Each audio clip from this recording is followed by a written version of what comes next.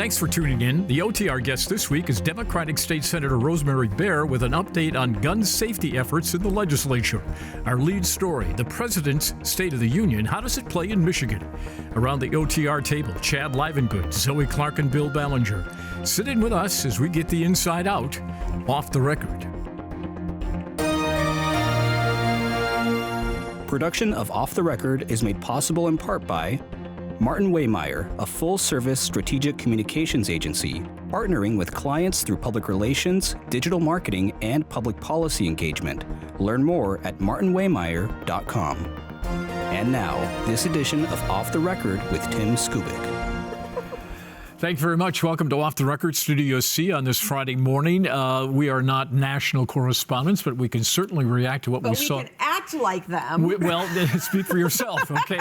I have trouble being me, all right? So what did you make of the speech last night vis-a-vis the people in Michigan?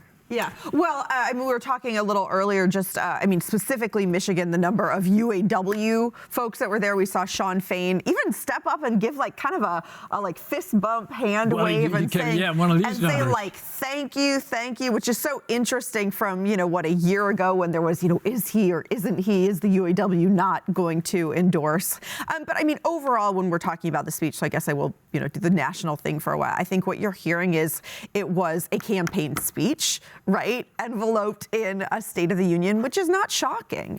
This is a president who probably has his largest audience yesterday. He declined to do the interview after the Super Bowl, which is usually where presidents get the most viewership. And so this was sort of the time to speak to the American people in a very large audience before November, now 241 days away. All right, so Billy, if you were one of the people in Michigan who's not sure about Joe Biden, I maybe was there before, but I'm not sure now. Did he move anybody? He might have moved them slightly, but I'm not convinced it was, as Zoe just said, a campaign speech more than a statesman-like State of the Union. But it was spirited, and I think he addressed one of his biggest issues, and that is the age issue and the doddering, senile issue. And I think, for the most part, he convinced people he had the fire in his belly and he could articulate things well. He was up past 9 o'clock. The speech... Hey, that's late for even me sometimes. So. Just like in the past State of the States, the speech did go right after his opponents. In particular, he obviously referenced my predecessor at least 15 times. But there were some pretty clever ways that they went after folks right at the beginning, where he lays out the need for aid for Ukraine. Mm-hmm. Then he quotes Ronald Reagan, Mr. Gorbachev, tear down this wall. All of a sudden, Mike Johnson, the Speaker of the House, is clapping, yes, and then he quotes Donald Trump, Mr. Putin. Do whatever the hell you want. Mm-hmm. And that is literally what Donald Trump said. Mm-hmm. And all of a sudden, Mike Johnson was like, oh boy. How do I get out of here? He trapped him. It was brilliant speech writing on that part. Mm-hmm. And the way that they executed, the way they came out with these sort of these right out of the gate, just in case people do drop off after, just like anything else, whether it's TV or the first 4 or 5 column inches of a newspaper article, they do drop off, and so they just getting. Did you hear that click across the state right there? Right, getting at Ukraine early and getting at abortion rights early and getting after the January 6th division here that still exists about what happened when there was an attempt to have a peaceful transfer of power. Mm-hmm. He just went right after those top issues out of the gate, and I thought that was pretty well done. We often talk about debates that you don't necessarily win a debate, but you can certainly lose them. And I think for many folks thinking about Biden going into the speech I don't know that he could do that much at this point to win the State of the Union, just because right now we know voters are angry and his approval rate is underwater and actually the lowest that it's been. And so I don't think that he necessarily won over a huge amount of voters, but I don't know that he took step backwards. Well, you're saying status quo? I mean, to some extent, although, again, when you look at sort of all of the headlines, I mean, as Bill was saying, like feisty, fiery. As I was saying earlier, he had his Wheaties, and I think he needed to do that. But again, for some voters who still think, he's just not for me, I don't know what you can do at that point. Some voters will still look at it and say that's an angry old man up there shaking his fist, and that is a problem that is going to be very hard to overcome. Then there is just a general apathy among some segments of the Democratic vote. You see right now some black leaders in the state. Warren Evans, the Wayne County executive, getting very vocal that there is no communication to black leaders. Sheldon Neely, the mayor of Flint, other black leaders are starting to say this out loud. And then you add in the already major discontent among Arab leaders, which he just had a little mini revolt among Arab leaders, including the House Majority Floor Leader Abraham Amash and the mayor of Dearborn. There is just a simmering problem here on the left for the president, and they have not addressed it yet. I mean, and there wasn't anything in that speech that addressed Gaza, other than we're going to build a temporary port to help get more aid in there, only because Israel won't let the aid come in through its gates. Well, and the first place they go to open an office is not in downtown Detroit, but where? Madison Heights. Yeah, well, right?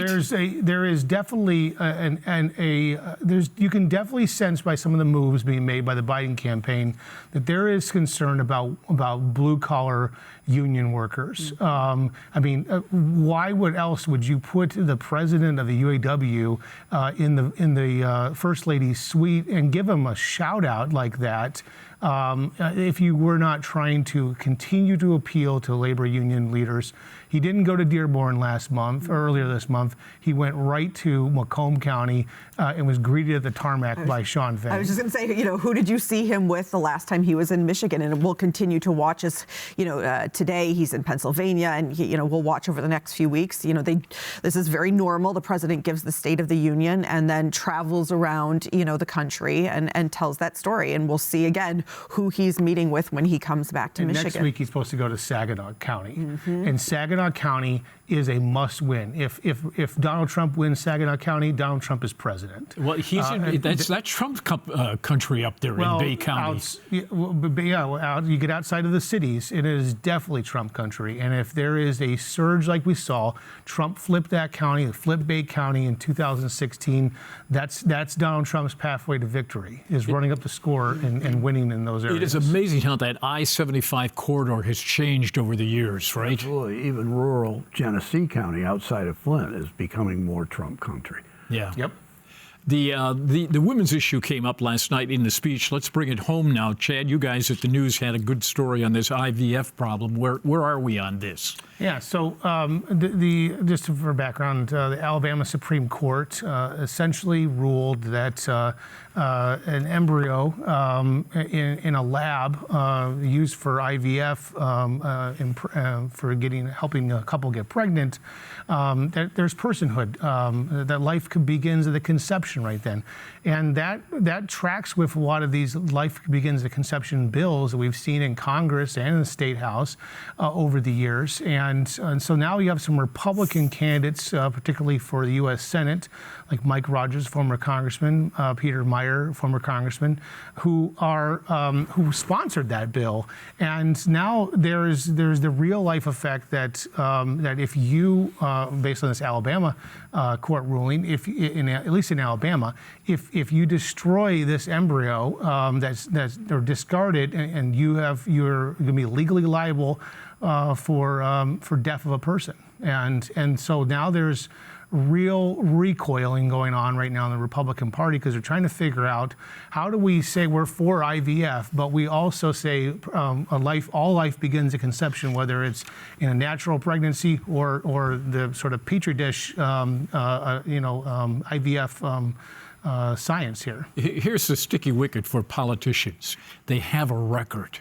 How do you square, if you're a Mike Rogers or a Peter Myers, with what you said before, okay, and what you're saying now, and the critics say, yeah, now when it's popular and the ghost of Proposal 3 is still alive and well in Michigan, how are they playing this thing? Well, in Rogers' case and some others, it's not just a case of what they said in the past, it's how they voted or what bill did they sponsor, which is even worse. And now they're scrambling to get on board the pro-IVF bandwagon. Republicans everywhere are. Even the Alabama legislature voted this week after its own high court ruled, the other way to sanctify IVF. And Republicans everywhere have got to figure out a way to deal with this, and I think they've got to figure out a way to support it. And if they look like they're hypocrites, look, politicians change their views on issues all the time. Well, then you have to say that. You got to say it. And when I caught up with Mike Rogers about this at an event last week, I asked him how he squares his past, support for the personhood bills, and he said he is very much essentially punted. He said, "I want the states to handle this. I think this is a healthcare decision the states should do, but Democrats are going to come back and say, look, you either are going to be for a federal protection, or this Alabama Supreme Court decision is going to, or some sort of similar case, is going to make its way to the Trump Supreme Court." And we know how that worked out in the Dobbs decision. Yeah. 1 in 8 families in the United States deals with infertility, 1 in 8. And so when you talk about what this means for folks, it is personal. And I was really fascinated when we go back to the State of the Union, particularly when President Biden talked about his belief in IVF and the need to make it safe and legal. Republicans did not clap and they did not stand. Now, we understand in politics right now that there is probably just like this, Speaker Johnson saying, like, no matter what we're doing, we're not giving a lot of applause and we're not standing in this. But it's something that had happened so recently that we know about the popularity. I was really surprised to see at that moment that there couldn't even be claps. And so I think it goes back to, what are you saying versus what are you actually doing? And it's going to be really interesting to watch over this year. Well, I remember those comments were in the context of the power of women at the polls. Very, very important things in this state in particular. Yeah, absolutely. I think many Republicans, I know they're conflicted on this, as Zoe said, but I think they think that IVF is their way out of the abortion wilderness in which they found themselves since the Dobbs decision. The Republicans have had a tough time dealing with that issue, and it's working against them all the time. And I think if they can find a way to go for IVF and change their votes and their positions and their attitudes and acknowledge that they're changing it, okay. Look, Joe Biden and Teddy Kennedy are Roman Catholics. They were once pro-life way back in the day before anybody Jennifer really Granholm. talked about it. Yeah, and then they flipped and they found a way to do it. I may have been wrong on that. She was, if I'm wrong, I'm sure the governor will call me and tell me. All right. But there has been a sea change on that. I mean, now you have this becoming an issue, obviously, in the U.S. Senate race. It'll become an issue in congressional races as well. But I think you'll probably see some vote this spring in the legislature, in Michigan legislature, some type of bill to protect IVF, protect the right of women, shield them from any kind of future prosecution for the destruction of an embryo that's discarded, and they'll make the Republicans, particularly in the House, go on the record about this. In fact, the New York Times just reported this week that here in Michigan, against Congressman Huizenga, the candidate running against the sitting congressman, it was the first ad having to do with IVF is coming out, and it won't be the last. And it will not be the last. All right, let's call in State Senator Rosemary Bear from Oakland County, Democrat, and welcome back to the program. Nice to have you on board. Let's cut to the chase, Senator. Last night, you heard the president shout out loud and clear, let's ban assault weapons. And when you heard that, or if you heard about that, you thought, here in Michigan, it's not going to happen.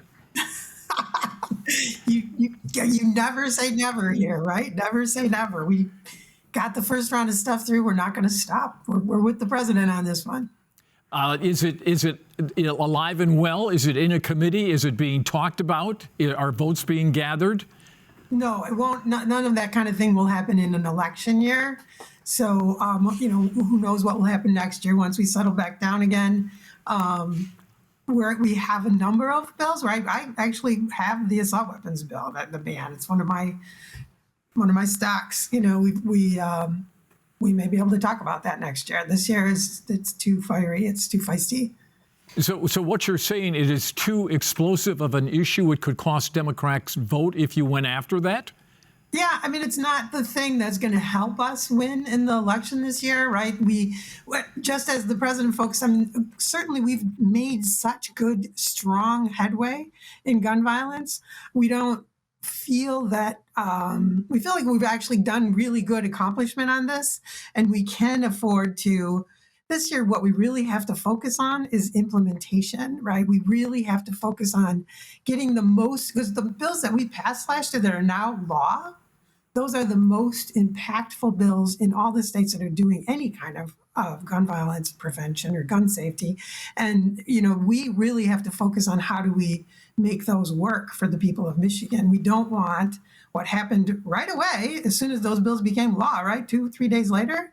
A 2-year-old who shoots herself in the face with her dad's gun.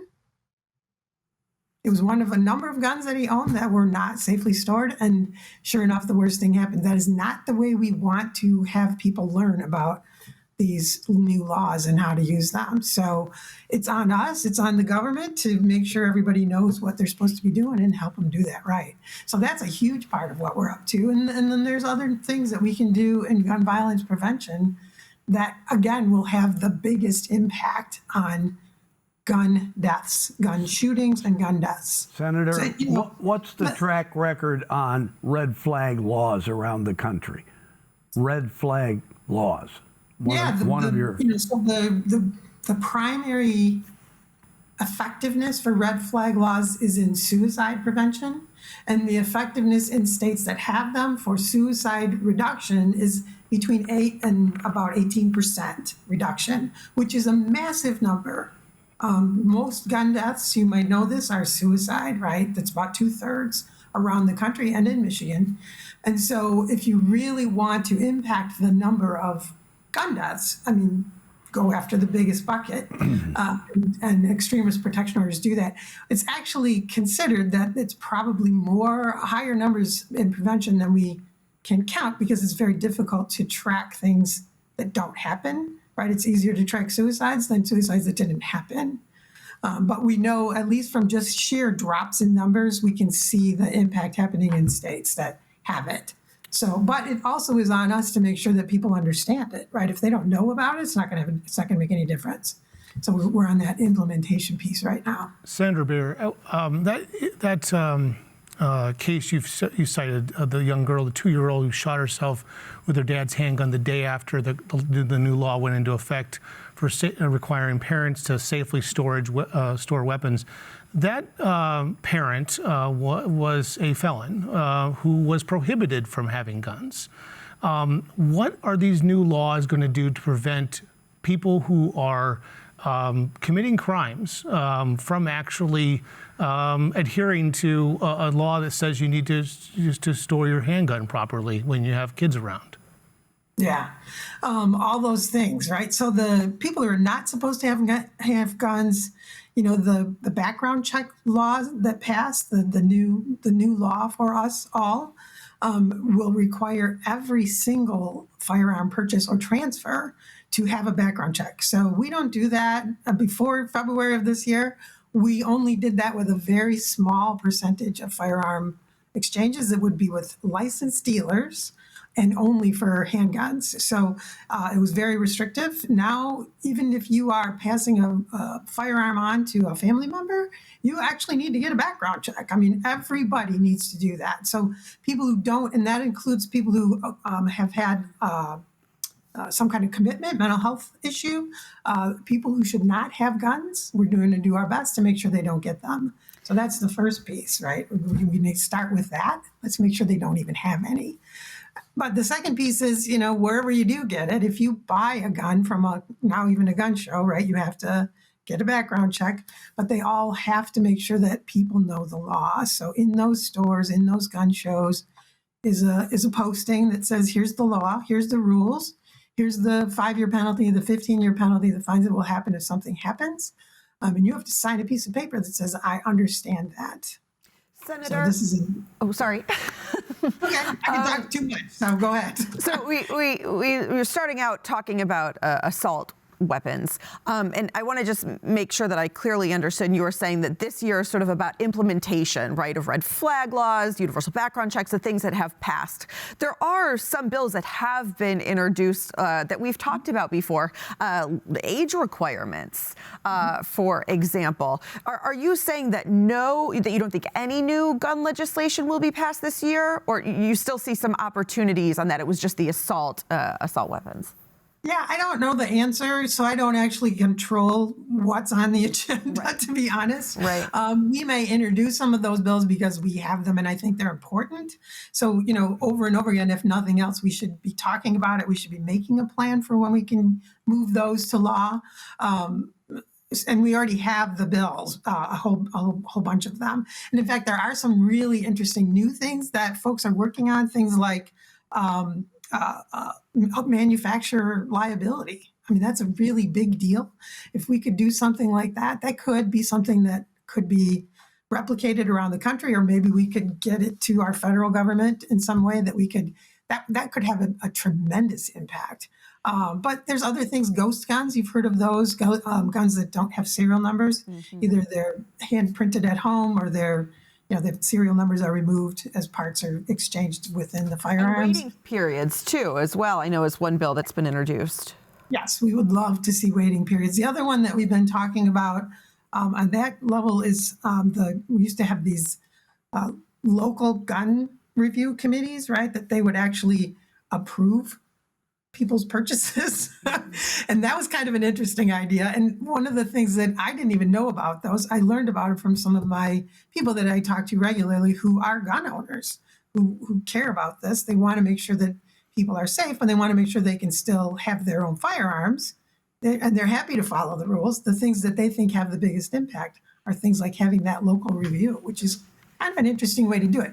We in Michigan really love our local control, right? And so when you can put something like that in the hands of your own community, that somehow makes it feel better to people, less of a government out to get you sort of thing. Senator, are there any instances of encroachments on civil rights of gun owners around the country under red flag laws? That was one of the arguments against passing a red flag law, that somehow somebody could be singled out by some kind of an enemy or a neighbor that didn't like them and get them in trouble and, have them investigated and that sort of thing. Are there cases like that around the country? Is that causing a problem or not? No, it's really not. And, it's not happening as often as you would think. I mean, people have an expectation that we're going to have an explosion of these, and people are going to be filing complaints against their neighbors or family members of people. First of all, everything has to go through a judge. This is very much an adjudicated process, right? So right at the first step, it has to make sense. And there are penalties, just like anything else, for false reports. So we're very careful legally to do this right. But again, if we go back to the intent and the primary use of this particular set of legislation is about suicide prevention. So the use of it from the other side, which people are most afraid of, right? Going to a domestic violence situation or something like that. I gotta stop waving. If you go to a domestic violence situation, that's where people are really worried, right? You're going to take my guns away, and that's not fair. And those just don't happen very often. Even just the number of guns that appear on average around the country in states that do this, that end up getting picked up and safely stored at a police station, is like, 1 or 2 per police station per year. I mean, it's Senator, really. There's an interesting little turf war going on in the education department as the governor has come in and rearranged everything. Was the governor right to take all that stuff away from the state school superintendent? Well, right is a judgment. I don't want to do that. Well, that's why I'm asking you. It's impactful. Did you support it? Did you support that? I support parts of it, to be honest. I understand the goal because we are struggling to improve our education system, and everybody has been looking for ways to do that. One approach is and I think that if you look at it from the outside, to be able to really focus on early childhood more than we have been able to makes a lot of sense to me. The more I worked in this space before I became a senator on the data side, the more we invest in early childhood, the better return on the investment. But the governor overreached. She went way beyond that, right? Yeah, so that's harder on the other parts. If you look at the after-school programs, for example, and even the 4-year-olds, the Great Start, those are mostly hosted within a school. And so you're kind of saying, okay, in the same building, in the same setting, and the same people who are running the show there, here's one department doing the 4-year-olds, then we have K-12, and then we have another department doing this, and the after-school stuff is another, it's too many different things in one place. It's a lot for the school systems to have to deal with. We don't know what the impact will be of that at this point in time. We don't know. Senator, but most high schools now have some kind of I got to get in here. Community colleges, sorry. We're gonna slop over into great performances, which you just gave. Thank you for joining us on our program. It's always good to see you. Thanks to our panel. See you all right here for more Off the Record next week. Production of Off the Record is made possible in part by Martin Waymeyer, a full-service strategic communications agency, partnering with clients through public relations, digital marketing, and public policy engagement. Learn more at martinwaymeyer.com. For more Off the Record, visit WKAR.org. Michigan Public Television stations have contributed to the production costs of Off the Record.